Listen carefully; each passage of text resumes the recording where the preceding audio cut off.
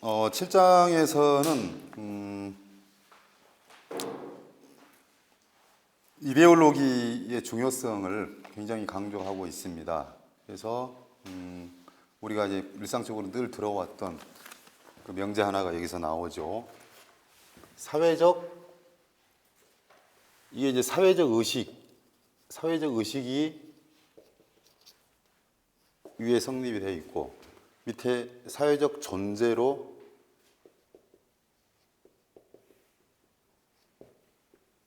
사회적 의식과 사회적 존재 이 관계에서 어떤 작용이 일어나는가 뭐 이걸 간단히 먼저 보시죠. 우리가 흔히 사회적 존재라고 얘기하면 이제 말이 좀 막연하게 느껴질 수 있거든요. 근데 사회적 존재, 즉 사회 속에서 네가 어디에 있느냐, 내가 어디에 있는가 뭐 이런 얘기거든요. 그런데 우리가 사회적 존재라고 얘기했을 때 의식을 하든 의식하지 않든 간에 반드시 계급적 처지와 관련돼서 사회적 존재가 규정되더라. 그것을 이제 사실은 그 원래 책에서는 길게 밝히고 있죠. 그러니까 우리 사회적 삶이라는 것은 물질적인 삶이 있고 또 정신적인 삶도 있고 이게 이제 갈라져 있는 게 아니다. 이 두 가지가 어떤 연관성을 맺고 있는데 그것을 구별하는 그 기준은 계급적 처지더라. 뭐 이런 얘기거든요. 이게 좀 이렇게 다양하게 해석될 수 있는 말이에요, 사실은. 사회적 존재가 사회적 의식을 규정한다. 그래서 이게 이제 역사유문에서 마지막 명제인데, 결국 뭐냐면, 사회적 의식이 사회적 존재를 규정하는 것이 아니다라는 걸 얘기를 하는 거죠. 가장 먼저는. 그러니까,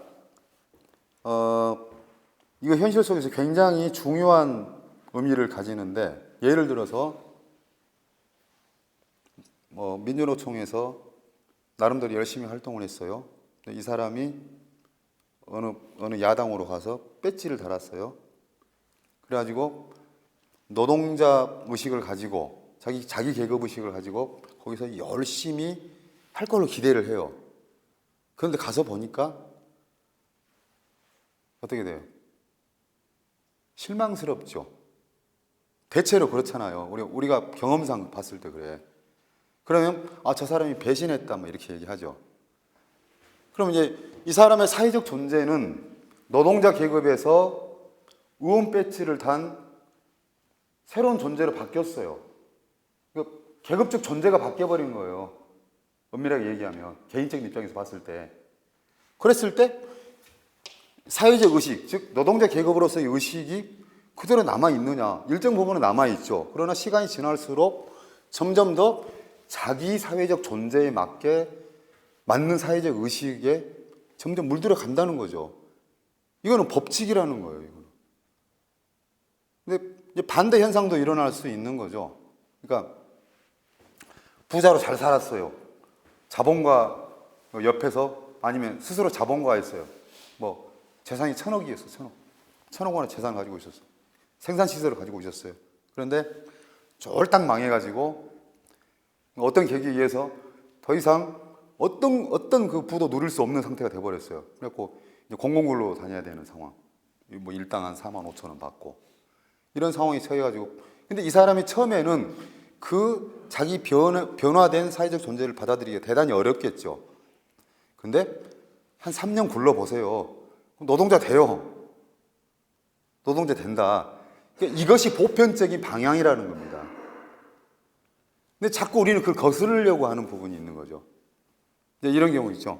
내가 로또 맞으면 너 1억 쏴줄게. 내가 로또 맞으면 당사 하나 세워준다. 그래서 내가 로또를 사가지고 50억에 당첨이 됐어. 그럼 50억 정도 가지면 한국 사회에서 노동자 계급 의식을 가질 수 있을까요? 보편적으로는 그 50억을 소유한 자로서의 어떤 삶을 살아가게 되겠죠. 그리고 그 형식에 맞게 살아가게 되는 거죠. 그러다 보면 의식도 그쪽으로 바뀌어 가는 겁니다. 근데 이제 특이하게 어떤 사람들은 뭐 평생 폐지 모아서 50억을 벌어가지고 50억을 장학금으로 이렇게 기부하는 사람도 있긴 있어요. 이게 뉴스에 나오죠. 뉴스에 나온다는 거는 특수한 경우만 나오는 거 아닙니까? 보편적 사건이 뉴스에 나오지는 않죠. 특수한 것만 나오죠. 그래서 우리는 특수성을 보편성으로 이렇게 일반화시켜가지고 자꾸 뭔가를 착각하는 뭐 이런 경향들이 사람들한테 많이 있더라. 그래서 이걸 경계하는 어떤 명제입니다. 사회적 존재가 사회적 의식을 규정한다는 거는, 그러니까 이제 어떤 경우에는 내가 나를 믿으면서 나한테 나는 50이 생기면 나는 부르주아로 살아갈 거다라고 얘기하는 게 솔직하다는 거죠. 차라리 뭐 내가 뭐 삼성전자 뭐 사장이 되고 거기 뭐 대주주가 된다면 거기에 맞게 살아가는 게 맞는 거예요. 어떤 의미에서. 그래서 이 인간의 의지 또는 인간의 정신 이런 것들은 사회적 존재에 의해서 최종적으로는 결정된다. 물론 그 역으로 이 사회적 의식이 독립적인 힘을 발휘하는 경우도 있지만, 그러나 본질적으로 규정적인 요소는 사회적 존재가 사회적 의식을 결정한다는 거. 이게 아주 중요한 거고, 사실 막스는 역사유물론에서 이 명제를 굉장히 강조하고 싶어 했던 것 같아요. 그러니까 독일 이데올로기에서도 보면 그 이데올로기 부분을 굉장히 길게 다루거든요. 그리고 집요하게 뭐 청년 해결학파 철학자들에 대한 공격을, 비판을 아주 세부적으로 막 해 나가잖아요. 이제 결국은 막스가 역사유물론에서 최종적으로 주고 싶은 메시지는 뭐냐면은 사상투쟁을 제대로 하라는 거고, 일종의 사상투쟁이죠. 이데올로기 영역에서의 사상투쟁의 중요성을 그만큼 그 시대에 절감했다, 이렇게 볼 수 있는 것 같습니다. 그리고 이제 뭐 이데올로기는 당연히 계급적 성격을 가지고 있다, 아까 말씀드렸죠. 그래서 우리 주변에 떠들고 있는 많은 이야기들, 뭐 직업에는 귀천이 없다든가, 뭐 노사 화해주의, 그다음에 노사 공동 경영 뭐 이런 것도 있죠. 요새 뭐 그런 것들이 다 어떤 본질을 왜곡한 그런 표현들이다. 그 실체를 정확하게 우리가 좀 볼 필요가 있다. 그리고 그 은폐된 실체를 퍼뜨리는 데 있어서 우리가 그 사상투쟁을 적극적으로 벌여야 될 필요가 있다. 이런 얘기입니다. 사회적 의식은 뭐 이런 경우도 있죠. 근데 이제 의식이라는 것은 있죠. 존재보다 늦게 변합니다. 이게 착각을 일으키는 요인이에요. 그러니까 의식은 존재보다 늦게 변한다. 그러니까 한국 사회가 이미 자본주의 사회로 자리를 잡은 지 지금 수십 년이 지났잖아요. 그럼에도 봉건 시대적인 어떤 그 의식적 잔재들이 계속 남아 있죠. 그러니까 아까도 예를 들었지만 명절 때 집에 가는 거, 관성처럼 이렇게 가는 거, 그다음에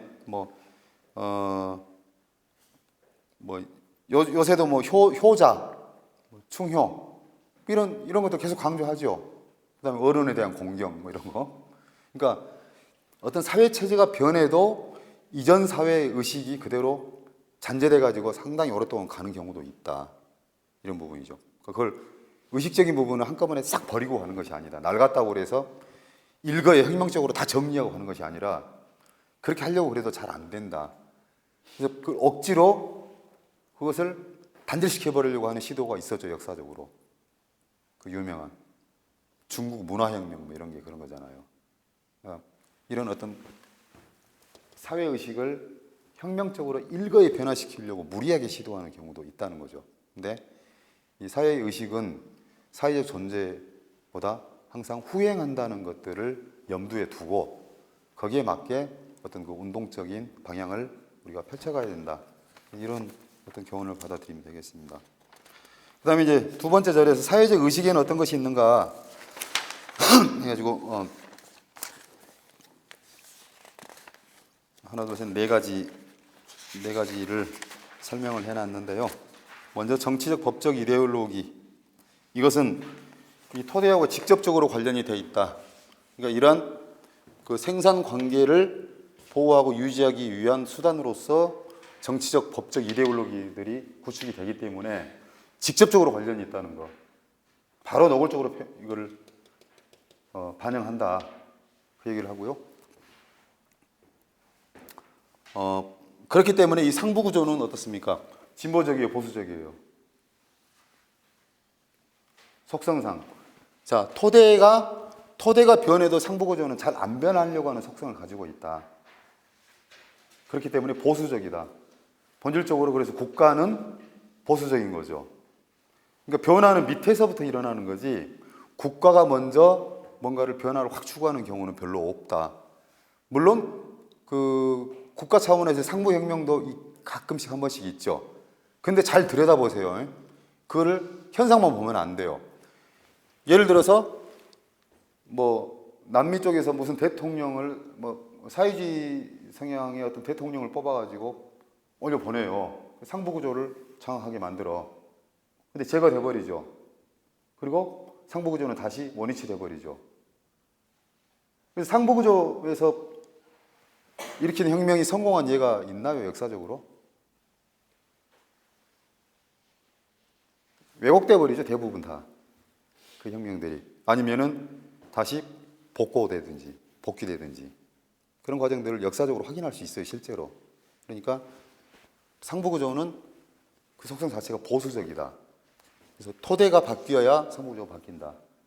그래서 오늘날 한국에서 많은 지식인들은 뭐 개헌이니 뭐니 어떤 뭐 아니면 선거 제도를 뭐 바꾸자느니 뭐 여러 가지 막 얘기들이 나오지만은 그게 어떤 상부 구조에 대한 영역이 머무르고 있기 때문에 별로 그다지 어떤 비전을 제시하지는 못하는 거죠.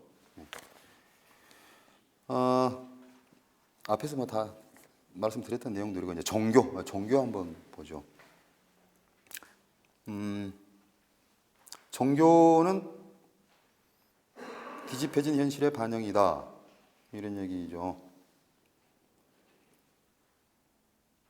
종교라는 것은 현실에서 이루어질 수 없는 것, 그러니까 현실에서 결핍된 것들을 채우려고 하는 욕망에서 형성되잖아요. 그렇기 때문에 종교적으로 뭔가가 이렇게 막 주어진다는 것은 현실에서는 결핍되어 있다는 얘기죠. 그래서 종교는 반드시 현실의 모순을 어떻게 합니까? 해결하려고 합니까? 안 합니까?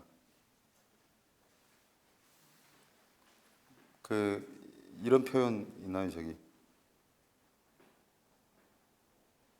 여기 나온 건 아니고, 여기서. 종교는 말이죠. 그러니까 서로 착취와 피착취의 관계에 있는 사람들을 형제로 만들려고 그런다고. 이게 사랑 이데올로기죠. 그러니까 이런 착취와 피착취가 일어나는 이 관계를 그대로 두면서 이들 사이에 형제애가 싹트게 하려고 애를 써요. 근데 사실 이게 통해. 현실 속에서. 그게 문제죠. 종교에 대해서 많은 얘기를 나눌 수 있지만 본질은 그겁니다. 착취와 피착취 관계에 있는 인간들을 어거지로 해서 형제로 묶어버리려고 하고 한다는 거. 형제애가 싹트게 거기서 꼽히게 만들려고 한다는 거. 이런 얘기죠. 그 다음에 이제 그 그리스도교가 세계적으로 가장 어떤 큰 종교죠. 많은 힘을 가지고 있는. 근데 이 그리스도교에서 그 성경 뭐 4대 복음 뭐 이런 거 있죠. 그러니까 종교 내부에서도 상당히 어떤 진보적인 흐름을 가질 수 있는 분들이 있죠. 보면은 어떤 사회 모순이 드러나는 현장에 성직자들이 열심히 투쟁하시는 분들도 있고 그러거든요. 그러면서 어떤 이제 진보성을 추구를 하시는데 그러면서 뭐 현재 있는 교회가 문제지 나는 예수의 제자지 교회에 나가는 교인이 아니다. 이런 식으로 이제 어떤 자기 포지션을 스스로 만들어가는 분들도 있고 또 예전에는 해방신학도 있고 민중신학도 있고 뭐 등등 있습니다만은 그 중요한 거는 이거죠. 그러니까 그 마르크스가 공격했던 그 해겔 좌파 철학자들 이 사람들도 기독교를 엄청 공격했어요. 그리고 심지어는 뭐 이 4대 복음서는 소설이다. 그 얘기 그때 이미 나왔더라고요. 딱 공격을 해요. 근데 실제로 보면 마테오 복음 이런 데 보면은 이렇게 현실의 질서에 복종해라 이런 내용이 막 나옵니다. 무슨 얘기냐면 예수의 삶에 대해서는 우리가 정확한 기록이 없기 때문에 잘 모르는데 그 예수가 그 로마 제국에 의해서 핍박을 받고 이제 처형을 당하잖아요. 어쨌든 드러난 사실로는 뭐 사실이 아닐 수도 있겠지만 어쨌든 처형을 당했어요. 그리고 나서 제자들이 쫓기죠. 근데 교회는 언제 만들어져요? 교회는 예수가 살았을 때 그리스도교가 만들어지나요? 안 만들어지죠. 그러면 뭐 석가모니가 생전에 교회가 만들어진 거 아니죠? 불교가 만들어진 거 아니죠. 예수 사후에 교회라는 어떤 그 기구가 만들어져요. 일종의 사회 기구처럼. 그럼 그 과정에서 몇십 년이 지난 다음이죠. 그러니까 예수가 처형되고 난 다음에 한 일정 기간이 지난 다음인데 이때 그 사이에 이제 4대 복음이 집필이 되죠. 뭐 마테오, 마르코, 뭐 루카 뭐 이런 사람들에서. 근데 이제 뭐 개인적인 좀 차이는 있지만은 그 실제로 뭐 마테오 복음 13장인가 좀 정확하지는 않습니다. 나중에 확인해 볼게요. 그런데 보면은 뭐 세상의 질서에 복종하는 것이 하느님의 뜻이다. 이런 구절이 실제 나와요. 이거 뭐냐면은 그 가보농민 전쟁 끝나고 나서 동학 교도들도 막 피했거든요. 그래가지고 일부가 친일로 들어와요. 활동 공간을 얻기 위해서. 그러니까 동학이 천도교로 바뀐 것도 그런 거잖아요. 우리 정치 활동 안 할란다. 대신 종교 활동하게 해달라 그래가지고 타협한 게 천도교잖아요. 그런 것처럼 기독교도 이미 성경이 집필이 되고 이 단계에서는 로마 제국하고 타협을 한 거죠. 어느 정도. 합법성을 얻은 거예요. 그러면서 현실의 질서에 그 순응하는 뭐 이런 형태의 교리를 만들어낸 거죠. 이미 이때. 그런 다음에야 커다란 뭐 성당이 만들어지고 하는 거죠. 근데 이제 이런 과정들에 대해서 이제 뭐 교회 내부에서는 상당히 금기시하고 있지만은 우리가 냉철하게 봤을 때 그래서 이제 그렇게 만들어진 교회가 서양 중세 사회에서 신분제를 고착하는데 강력한 이데올로기가 되어 왔다는 것. 이 점을 우리가 눈여겨봐야 된다. 그런 얘기입니다.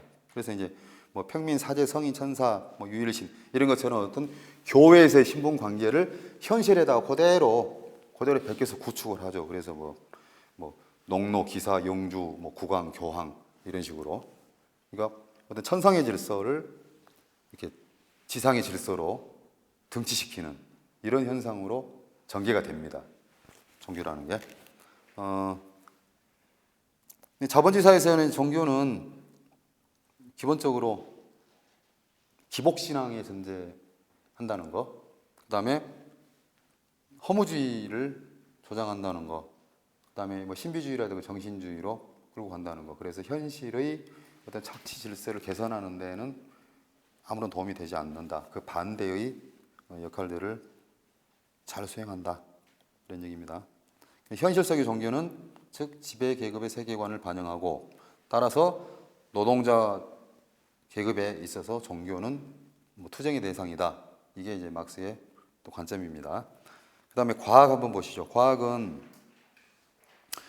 중립적인가? 그러니까 지금 계속 얘기하는 게 그거죠. 그러니까 정치적, 법적 이데올로기도 계급적이고, 그 다음에 종교도 계급적이다.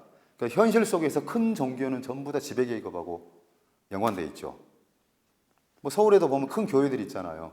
이 교회들이 뭐 야당 편드는 거, 야당 편도 안 들죠, 심지어는. 조찬 기도에 열어주고 옛날에. 뭐 그러면서 반드시 집권 세력의 편을 들어주죠, 큰 교회는. 그리고 교회 내에서 진보적인 부분이 생겨요. 그것은 반드시 소규모예요, 소규모. 작은 데서. 작은 것이 아름답다고는 하지만은 작은 것이 큰 힘을 발휘하지 못하죠. 항상 어떤 부분적인 상태에서 머무를 뿐이죠. 그 다음에 과학도 계급적이다. 그래서 잘 쓰이면은 뭐 전체 인민에게 도움이 되지만 잘못 쓰이면 지배계급의 도구로 쓰인다. 근데 잘못 쓰이는 경우가 훨씬 더 많다. 이런 얘기 하는 겁니다.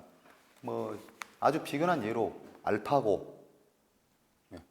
과학의 힘이죠. 그러니까 알파고가 등장해서 인공지능이 광범위하게 보급이 되면 그러면 이제 일자리가 줄어들 것이다. 뭐 그런 두려움에 한동안 휩싸이고 여전히 그런 위험성을 지금 안고 있는 거죠.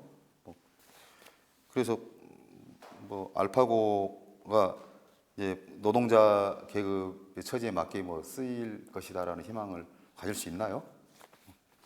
아니죠. 자본가들이 만든 거죠. 대부분의 과학기술은 자본가 계급에 의해서 발전돼 왔었죠. 지금도 그렇고. 근데 이게 이제 노동자 계급의 힘으로 과학이 이렇게 이용되려면은 이런 관계들이 다 변하고 이것들까지 해서 사회혁명의 단계를 거친 다음에는 노동자 계급의 것이 될 수 있겠죠. 그런 의미에서 인류 전체의 발전 단계에서 본다면은 과학기술의 성과는 결국은 인류를 풍요롭게 하고 또 평화롭게 하는데 쓰일 수 있다라는 희망을 가질 수 있죠, 우리가. 그 다음에 예술 한번 보시죠.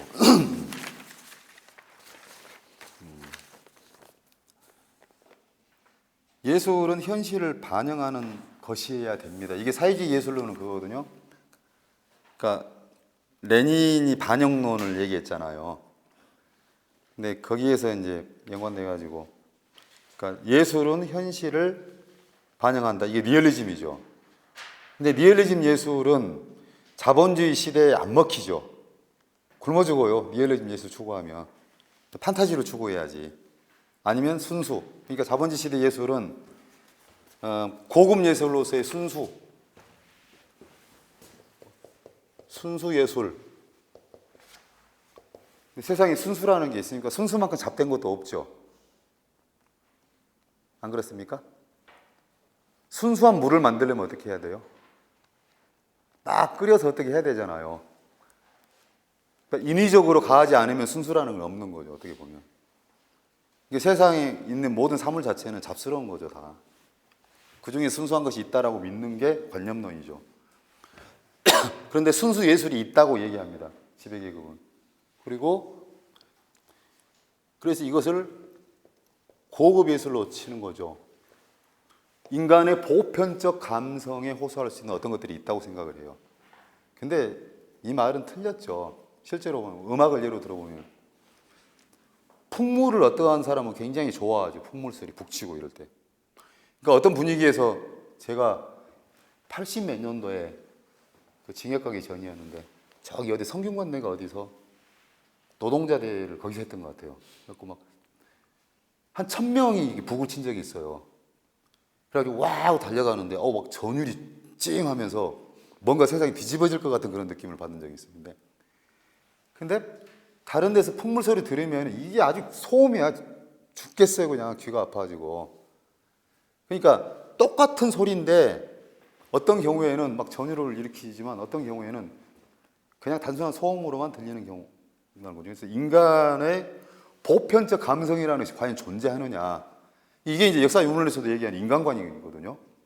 그러니까 보편적 감성이 존재하느냐, 그것이 독립적으로 존재하는 것이 아니고 그 사람의 사회적 존재에 의해서 어떤 감성이 반응할 수 있는 거죠. 그런 의미에서 본다면은 이제 이 뭐 순수 예술이라는 거는 개념 자체가 성립하지 않는 건데 계속 이렇게 얘기하는 겁니다. 그래서 뭐 순수 참여 이렇게 말도 안 되는 어떤, 그러니까 비정치적인 것은 순수, 그다음에 정치에 뭐 개입하면 참여 이런 건데 사실은 정치에 의도적으로 참여하지 않는 것이야말로 가장 이게 정치적인 거죠. 우리 페미니즘에서 그 많이 얘기하잖아요. 가장 비정치적이라고 뭐 얘기하는 게 막 정치적이다 뭐 이런 얘기 하던데, 그러니까 이 말을 거꾸로 해석할 필요가 있다는 거죠. 순수한 것은 가장 어떻게 보면 잡된 것이다. 이들이 얘기하는 한도 내에서는. 그 다음에 자본주의 사회에서 예술은 이 고급 예술의 반열에 오르지 못하고 직접적으로 장사에 나서는 경우가 있습니다. 그래서 상업화됩니다. 이게 자본주의 예술의 특징이에요. 물론 순수 예술이라고 지향하는 고급 예술은 이 봉건 시대에서 그 이전에도 쭉 이어져 오는 부분이 있죠. 그래서 상당히 어떤 완성도 높은, 그러니까 미적 완성도가 높은 그런 예술 작품들이 많이 있어요. 뭐 미켈란젤로라든지 뭐 라파엘로 그림도 그렇고, 그러니까 그들이 주는 메시지가 뭐든 간에 어떤 형식적인 면에 있어서 미적 완성도가 높은 것들이 많이 있는데, 자본주의 사회에 와가지고는 근데 그때 당시에 그것을 팔아먹을 목적으로 만든 건 아니에요. 직접적으로 그거를. 근데 자본주의 사회에서는 예술 자체 굉장히 상업화돼 가지고 또 상업화된과 동시에 많이 분화하죠.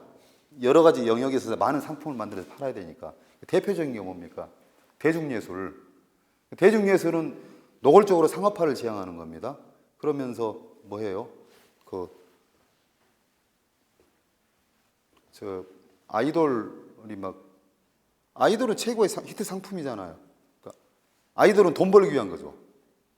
그게 어떤 예술적 감성을 누리기 위한 건가요? 아니죠. 돈 벌기 위한 거죠. 그래서 돈을 버는데 도움이 되면 어떤 감성이든 어떤 감각이든 자극할 수 있는 거죠. 뭐 그런 식으로 간다든지 이 상업화에서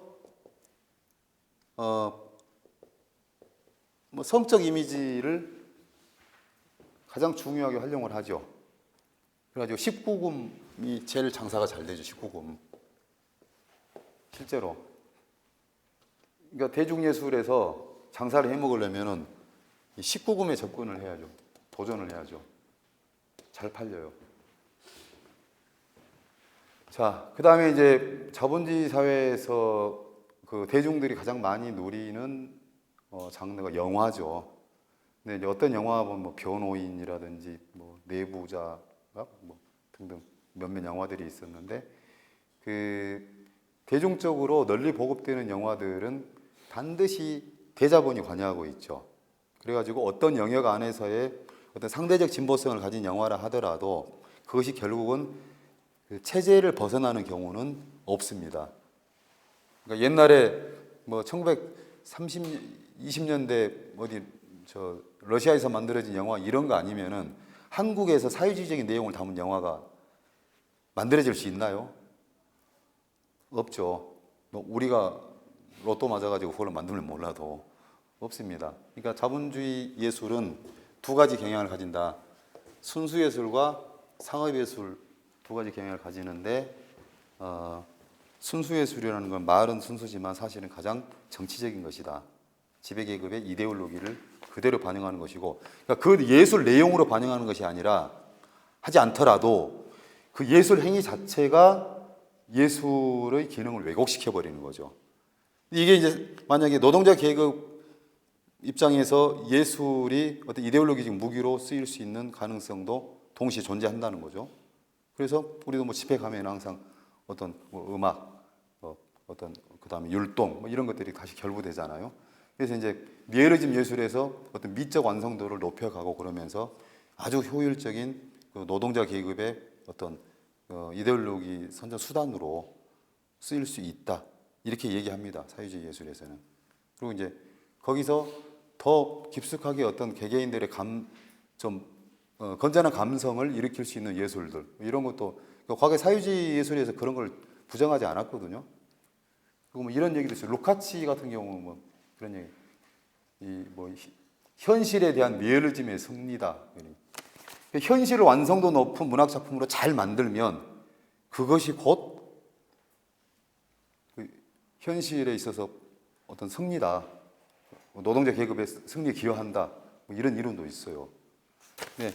어쨌든 자본주의 사회에서 예술이 가지고 있는 역할은 지배계급의 이데올로기에 복무하는 것, 그 다음에 거기에 대항해서 노동자 계급의 어떤 예술적 수단도 같이 존재한다는 것, 이 정도로. 그래서 이제 노동자 계급 입장에서는 가장 건강하고 인간적인 그런 예술로 지향해야 된다.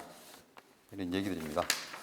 여기까지 해서 역사 유물론의 개략적인 내용들을 훑어봤습니다. 그래서 마무리하면서 다시 한 6가지 명제만 한번 검토해보죠. 첫 번째 뭐라고 그랬습니까? 역사 발전에 있어서 역사 발전을 추동하는 힘은 뭐라고 그랬어요? 생산? 예, 생산 그 자체다. 그러니까 뭐 신의 의지라든지 뭐 지도자의 어떤 뛰어난 능력 이런 것이 아니라 그 사회를 구성하고 있는 사람들의 물질적 재화를 생산하는 활동 자체, 그것이 곧 엔진이다. 이게 첫 번째 명제고요. 그다음에 두 번째는 생산력과 생산 관계에 대한 얘기죠. 그래서 생산력이 생산 관계를 주도한다. 이런 명제가 나왔었죠.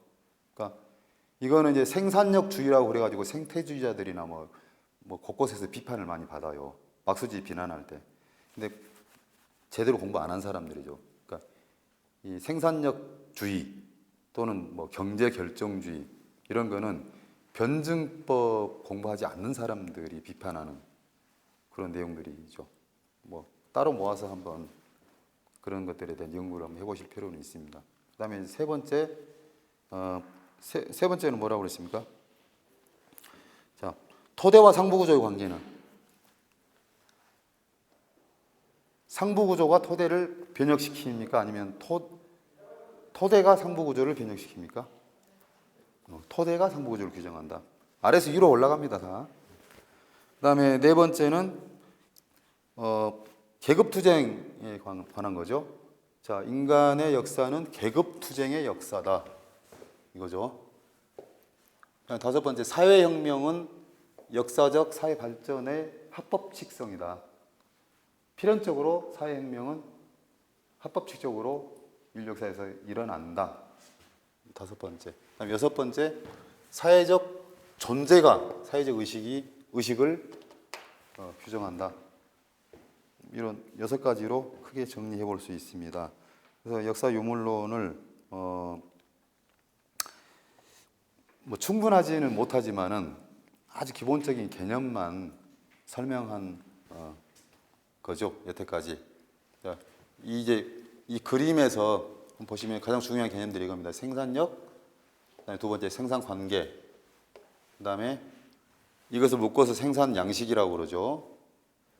근데 생산 양식을 다른 말로는 전체적인 집을 비유하자면 토대라고 할 수 있습니다. 이 바닥이죠. 건물의 바닥.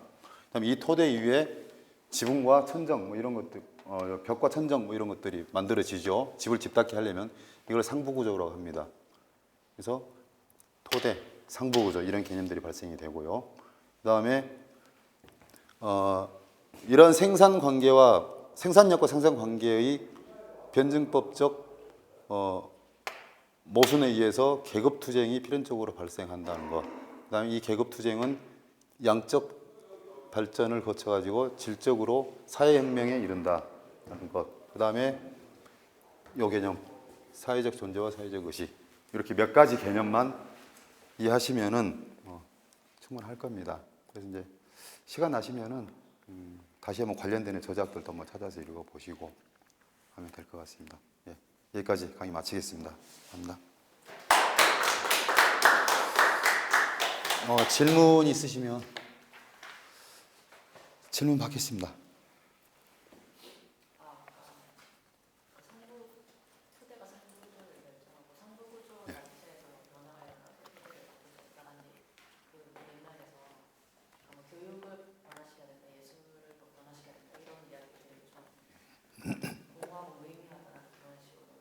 네.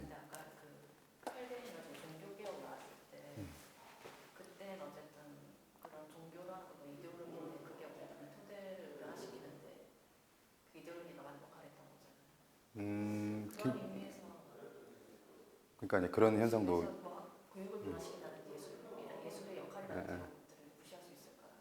아니 그러니까 그러니까 종교개혁의 경우에 그러니까 종교개혁을 통해서 토대를 변화시킨 것이 아니고 이미 부르주아 계급들이 힘을 가지게 됐어요.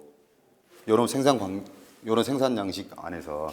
그러니까 뭐 수공업도 발전하고 그다음에 상인들이 뭐 자본 축적하고 이러면서 이미 이런 생산 관계 변화가 와가지고 부르주아들이 이 관계를 거의 장악한 거예요. 네. 그런 다음에 교황하고 붙어야 돼. 낡은 관계, 이 상부구조가 붙어야 되는데 이 상부구조 내에서 분열을 깨한 거예요. 전술적으로. 그래가지고 칼빈이나 뭐 이런 일파들을 그 교황청에서 분리시켜 버린 거죠. 그러니까 이들로 하여금 종교라는 명분 안에서 싸우게 만든 거죠. 그러면 이제 교황청이 약화되죠. 교황이 약화되면서 뭘 만드냐면은 부르주아들이 그러니까 절대 왕권을 만들어요. 그러니까 종교 개혁에 의해서 교황권이 약화되고 그 대신에 왕권이 강화돼요. 근데 이 왕권을 어떻게 강화시키냐? 부르주아들이 돈을 걷어가지고 상비군을 만들어줘요. 그 전에는 군대가 부실했어. 왕의 군대가 주로 영주들이 기사들을 데리고 있었잖아요. 사적으로, 사병으로. 이 기사들이 셌거든요. 근데 부르주아들이 이렇게 물적인 힘을 모아가지고 왕한테 상비군을 조직해줘요. 그 자금을 대줘요. 그러면서 국왕을 힘을 강하게 만들어. 그럼 이 힘을 강하게 가진 국왕이 영주들에 비해서 그 지배적으로 우위에 서게 돼요. 이게 절대 왕정이에요. 그 다음에 맨 마지막에 절대 왕정을 무너뜨려요, 부르주아들이. 근데 절대 왕정을 계속 그러니까 절대 왕정이라고 왕정을 계속 가지고 가는 경우도 있죠. 왕정 복고도 일어나고. 영국 같은 경우는 지금도 입헌 군주국이잖아요. 그래서 그 형식은 놔두되 뭐 이렇게 적당 부분 타협하기도 하고. 그러니까 그 관계는 좀 복잡한데 어쨌든 종교개혁 자체로 떼어놓고 보면은 그 현상만 보이게 되는 거. 이미 토대의 변화가 그런 종교개혁을 추동하게 만들었고 그 종교개혁에 의해서 교양의 힘이 약화되고 그 틈을 타서 국왕이 강화되고 이 국왕이 영주들을 쳐줘. 봉건 영주들을 쳐주니까 부르주아들이 무너진 장원에서 노동자들을 데려다가 자본을 늘려요. 이런 과정. 이해되시죠? 그런 흐름 속에서 이렇게 이해하시면 됩니다. 그래도 저는 여전히 교육이라든지 이런 거 중요합니다, 사실은. 중요한데 제 얘기는 뭐냐면은 나름대로 독립성을 가지고 다 해요. 그러니까 여기에서 이런 어떤 그 생산 양식을 변화시키는 데 있어서 상부구조 이거를 먼저 딱 하고 나서 뭐 상부구조에 어떤 변화를 주고 이건 굉장히 기계적으로 제가 설명을 한 거고 사실은 현실 속에서는 변증법적으로 같이 서로 영향을 주고받아요. 근데 이제 논리적으로 어느 쪽이 더 규정적이냐 이 문제거든요. 그러니까 물질과 의식의 관계처럼 이런 거죠. 우리가 사실은 의식이 몸을 지배하기도 해요. 그죠? 정신력을 굉장히 강하게 가지고 있는 사람은 동일한 조건에서도 훨씬 더 몸을 더 이렇게 막 오래 버틸 수도 있고 아니면 더 힘을 쓸 수도 있고 이런 것처럼 그런 어떤 그 의식의 상대적 독립성 또는 이 상부구조의 독립성 이런 것들을 부인하는 게 아니라 그 이전에 이것만 강조했다는 거예요. 관념론자들은 이런 것들을 상부구조라든가 또는 뭐 의식적인 것 이런 것들을 가지고 모든 걸 설명하려고 했다는 거예요. 그러면서 이것을 감춰버렸어요.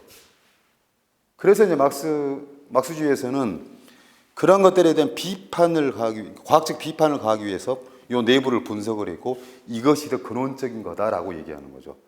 그러나 현실 속에서는 이런 힘들이 막 복합적으로 작용을 하는 거예요. 근데 이제 헤겔이 이런 부분에서 얘기를 잘했거든요. 근데 헤겔이 힘의 벡터, 평행사변형 이런 그 이론을 낸 게 있는데 저도 잘은 모르는데 벡터라는 게 이런 거는 일로 가는 힘과 이쪽으로 가는 힘이 있다. 근데 이제 이게 수평적으로 가는 힘이 있는데 이 힘이 이거 엥겔스가 얘기한 거예요. 예, 엥겔스 얘기 나온 거죠. 그러니까 이 힘들이라는 게 이게 일로 가는 힘하고 이 힘하고 이 사이에서 힘이 어떤 균형점을 찾게 되잖아요. 쉽게 얘기하면. 근데 이런 것들이 수도 없이 굉장히 복잡하게 작용을 하는 거죠. 실제 사회에서는. 그럼 이것은 이게 어떤 토대의 힘도 있고 생산력의 힘도 있고 여기서 상부구조의 어떤 힘도 있고 이런 것들하고 굉장히 지속적인 작용 속에서 실제 방향은 이렇게 결정되는 거죠. 아니면 뭐 이렇게 하거나 이렇게 하거나. 그러니까 이걸 이렇게 단순하게 이제 설명해 버리니까 그 공격의 빌미를 항상 우리가 막스주의자들이 주거든요. 근데 사실은 변증법이 어떤 체계를 가지고 발전하는가 여기에 대한 좀 그 과정이 필요한데 그거 없이 그냥 아주 이렇게 기계적으로 이제 그 배운 분들이 아니면은 군대에서 정운병 정운과 장교 이런 사람들이 유물서관 비판을 할 때 엉뚱하게 막 비판을 해요. 그래서 그런 데서 나온 얘기 경제 결정 그러니까 경제가 모든 것을 결정한다는 게 아니죠. 이것은 하나의 유기적인 체계다. 막스주의는 기본적으로 이론론입니다. 이론론. 하나의 유기적인 체계. 예. 그런데 관념론자들은 이원론이에요. 대체로. 그래서 의식적인 영역과 물질적 영역을 분리시키려고 끊임없이 시도를 해요. 하다못해 우리가 그러잖아요. 무슨 집회 하나 하더라도 저기 배우가 따로 있다고 얘기하잖아요. 근데 그 배우는 그냥 추상적인 거죠. 관념 속에 있으면 존재하는. 실제는 없는데 배우가 있는 것처럼 자꾸 얘기를 해요. 어떤 다른 독립적인 뭔가 힘이 그 습성이 거의 발휘되는 거예요. 그러니까 옛날부터 그랬잖아요. 인간을 만드는 어떤 힘이 따로 있다. 그러니까 해겔이 마르크스한테 깨진 게 그런 거거든요.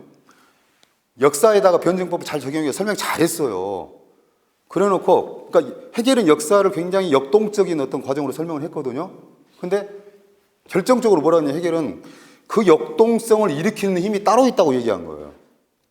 막스는 따로 있는 게 아니라 그 자체다라고 얘기한 거고, 이거 자체. 근데 해겔은 이건 맞는데 이것을 어떤 외부적인 힘, 즉 절대 이념, 이런 어떤 목적성에 의해서 이 굴러간다. 없는 거죠, 실제로는. 그래서 해겔의 역사관을 목적론적 역사관이라고도 얘기하거든요. 그런 거. 그러니까 이걸 비판을 할 때도 분리해서 비판은 안 되는데 딱 떼놓고 비판해. 아주 얄팍한 거거든, 사실은 이제 저쪽 이데올로기들이 하는 것이. 근데 중요한 거는 관념론에 대한 비판에서 시작됐고, 그다음에 관념론이 가지고 있는 그 한계라는 게 어떤 이원론에서 비롯된 거다. 분리시켜버린 거다. 그러니까 우리가 인간론에 대해서도 얼마나 많은 오해를 하고 있습니까? 그러니까 인간을 항상 영혼과 육체를 분리시키려고 하고 수많은 어떤 뭐 그런 시도가 있고 그렇게 믿는 사람들이 많잖아요. 근데 이제 이 물질은 의식이 없어도 존재하지만 의식은 물질이 없으면 존재하지 못하죠. 이런 면에서 규정성이라고 생각하시면 돼요. 그래서 바닥은 천정이 없어도 존재하지만 천정과 벽은 바닥이 없으면 존재하지 못하죠. 이런 걸 바닥이 규정한다라고 얘기하죠. 결정한다는 아니에요. 결정과 규정은 상당히 차이가 있거든요. 제가 방금 비유로 든 그런 차이인 거죠. 근데 이제 비판하는 쪽에서는 그걸 규정이라 안 하고 그냥 결정한다라고 하면서 이렇게 오도하는 부분들이 많이 있다. 특히 그 생태 근본주의자들은 막스주의를 생산력주의라고 얘기하거든요. 근데 막스는 봐봐요. 생산력이 증가하면은 착취가 증가한다고 얘기했어요. 근데 막스가 생산력을 긍정적으로 묘사한 건 딱 한 군데죠. 사회주의 사회로 가기 위해서는 생산력이 어느 정도 돼야 된다라고 전제했죠. 근데 그러기 위해서 생산력을 늘리자 이렇게 얘기한 건 아니죠. 그러니까 냉철하게 그냥 과학적으로 분석한 거예요. 봐봐. 생산력 증가 때문에 착취율이 증가한다. 이게 무슨 생산력주의예요? 근데 모든 걸 생산력으로 설명하려고 한다. 모든 것이 아니라 그럼 모든 것을 이데올로기로 설명합니까? 아니면 신으로 설명해야 되냐 말이죠. 설명할 게 없는 거예요. 그러니까 설명하다 보니까 찾을 건 이거밖에 없다라는 거죠. 그 사회를 움직이는 힘에서. 그래서 그런 과정들을 좀 제대로 보고 그런 비판이 이루어져야 되는데 어떻게 보면 막스주의자들은 굉장히 비판을 받을 때 억울하죠. 근데 이걸 다 설명하려면 시간이 너무 많이 걸려. 막스 철학은 굉장히 무겁고 방대하니까. 그러니까 어느 정도 얘기가 된 사람들하고 얘기를 해야만이 되는데 그래서 이제 사회주의자들이 사실은 굉장히 외로워요. 그 우리 지도위원님 오신 주변에 친구가 없죠. 다 떨어져 나가죠. 그렇게 되게 자연스럽게 얘기할 사람이 없는 거예요. 예. 사회주의가 왔을 때 어떤 이상적인 노동 형태로 능력에 따라 일하고 필요한 만큼 소비하고 한다고 예. 하시면서 예를 이제 가족의 어떤 그런 예로 들었는데 저는 가족의 어떤 노동이 그런 식으로 이루어 현재 우리가 봤을 때는 상대적으로 이제 뭐 여성이 그 가사노동으로 많이 착취당하는 그런 면도 있고 아니 아이들 문제. 예, 뭐 그런 뭐, 것도 예. 있고 아니 뭐 집안에 이제 장애인이 있다든지. 전혀 제가 제 가족으로 주변에도 봤을 때 저는 그렇게 뭐 예. 평등한 식으로 그런 식으로 민주적으로 이렇게 노동이 가정이 일어나는 것 같지 않아요. 제가 이제 그 무슨 말씀인지 인정합니다. 예. 그런 맹점이 있죠. 제 비유 자체가 맹점이 있는데 이제 제가 말씀드리고자 하는 거는요. 생산과 분배 방식만 얘기한 거예요. 생산과 분배 방식. 근데 이제 현재 자본주의 사회에서의 가족이라는 것도 많이 왜곡되어 있기 때문에 그 안에서 착취가 일어나죠, 실제로. 그 어떤 부정적인 측면들이 훨씬 많죠. 근데 이제 만약에 이런 이 가정 내에서 분배하고, 그러니까 우리가 그냥 바람직하다고 생각하는 형태의 가정에서 하나의 가정인 거죠. 그런 형태에서의 그 생산과 분배가 사회적으로 확대된다면은 가능하다. 그러니까 좋은 가정, 뭐 조언이 어떤 건지는 모르 막연하지만은 뭐 화목한 가정이 있다고 해요. 거기서 뭐 가장 일해가지고 뭐 나름대로 가족이라는 자체가 이미 그 사회 그 구조에 영향을 받는 그렇죠. 단위니까 예, 소비단이죠. 노동관이라든지 그런 것도 다 그렇죠. 예.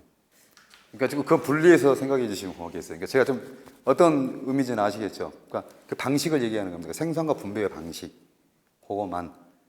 근데 가정보다는 어떤 새로운 공동체를 그렇게 만들어서 하는 게 더 낫죠. 근데 실제 그런 예도 있어요. 제가 아는 뭐 그 고물상 하시는 분들이 막 어디 충청도 어디 가면은 한 20고가 모여가지고 뭐 육아도 이렇게 집단적으로 하고 이런 걸 시도하는 데도 있다고 그러더라고요.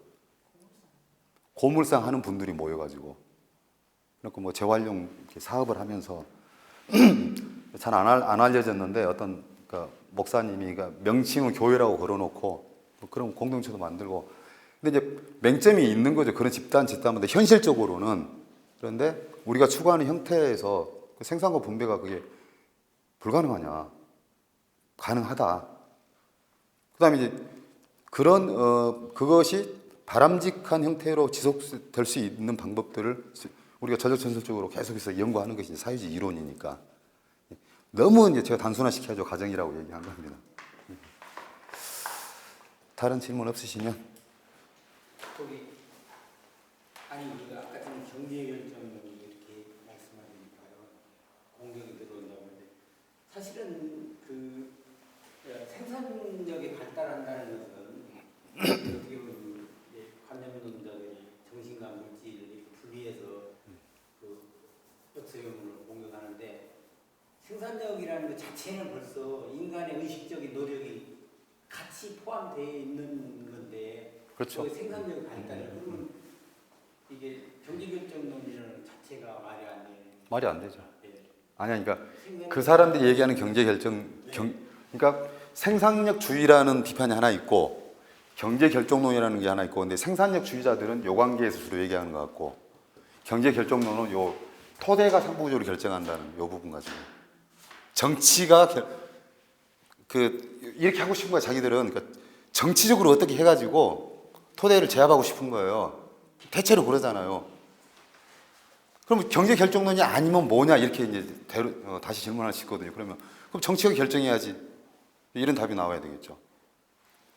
그럼 어느 것이 더 우선적이냐? 그래도 토대가 우선이다. 토대가 기준적이다. 이런 답에 이르겠죠. 궁극적으로는. 그래서 그 질문은 완성된 것이 아니라 그 대화는 지금 어떤 과정에만 와 있다가 끝나버리는 거죠.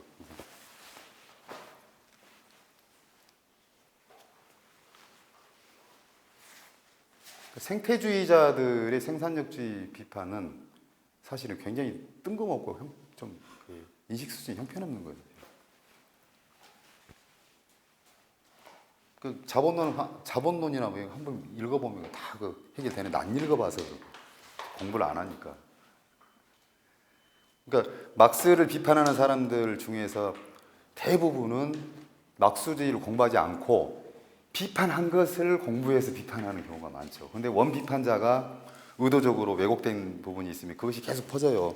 그러니까 이런 것들은 잘 퍼지죠. 논지가 단순하니까. 그러니까 일종의 뭐 그냥 선전 자체인 거지 그게 무슨 논리적 비판이라고 볼 수가 없는 거예요. 네, 다른 질문? 그러면 이걸로 다 마치도록 하겠습니다. 고생하셨습니다.